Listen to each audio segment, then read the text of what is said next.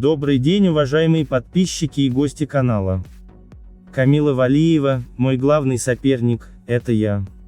5 декабря в короткой программе этапа Кубка России по фигурному катанию в Москве, чемпионка мира среди юниоров 2020 и победительница финала Гран-при среди юниоров Камила Валиева впервые представила на соревнованиях тройной аксель. И не просто тройной аксель, а со сложного захода и с поднятыми руками. Премьера получилась успешной.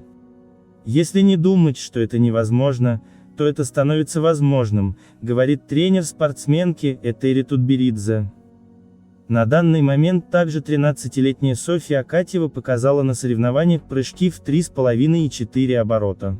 Обе фигуристки тренируются в группе Этери Тутберидзе, Даниила Глейхенгауза и Сергея Дудакова. Тройной аксель занимает все большую долю в разговорах о женском одиночном катании. В отсутствие по правилам возможности включить четверной в короткую программу, триксель приобретает важное значение для достижения высокого результата. Я пробовала входить в тройной аксель немного в сезоне, когда еще не вышла на юниорский уровень. Потом стала пробовать в прошлом сезоне в сентябре, сразу после этапа Гран-при в Челябинске. Пару раз повходила в аксель, не очень хорошо приземлилась и решила его отодвинуть, вспоминает Камила. Но в этом сезоне тренеры и спортсменка решили вернуться к этому прыжку и стали постепенно работать над ним. В течение недели-полутора я старалась на каждой тренировке входить в аксель по разочку, по два, старалась не очень много входить, чтобы не наработать какую-то ошибку. Вечером у меня получалось чуть лучше, и так потихонечку. Но не только прыжками интересно женское одиночное катание в целом и катание Камилы в частности. Заметно, что ее программы развиваются по ходу сезона. В короткой сейчас я каталась более зажато из-за акселя. На следующем старте постараюсь быть более спокойной и делать все более раскатисто. Произвольную я стала катать более уверенно, чем на прокатах. Для произвольной в этом году Этери Тутберидзе и Даниил Глейхенгаус выбрали болеро, популярную в фигурном катании музыку со времен Джейн Торвилл и Кристофера Дина. Когда мне сказали, что я буду катать болеро, подумала, как я это прокатаю.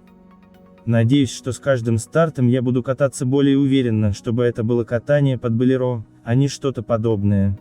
Я смотрела запись выступления Плисецкой. Мы с мамой также ходили в театр «Новая опера», чтобы посмотреть болеро, говорит Камила. Я стараюсь отрабатывать программу на полу, перед зеркалом, чтобы все позиции были четкими, чтобы все в целом смотрелось гармонично. Стараюсь делать движения плавные, чтобы они были похожи на движения змеи. Хотя я даже, когда вижу больших змей по телевизору, то боюсь их. Посмотрела Камила и записи выступлений других фигуристов под болеро, и упомянула, что больше всего ей понравилась интерпретация итальянки Каролины Коснер, которая завоевала бронзу на Олимпийских играх в Сочи, как раз катаясь под эту музыку. Недавно было объявлено, что чемпионат мира среди юниоров, на котором Камила собиралась защищать свой титул, не состоится в 2021. Когда узнала, то не то что расстроилась, а было обидно. Хотелось в нем поучаствовать, это был бы первый в этом сезоне международный старт.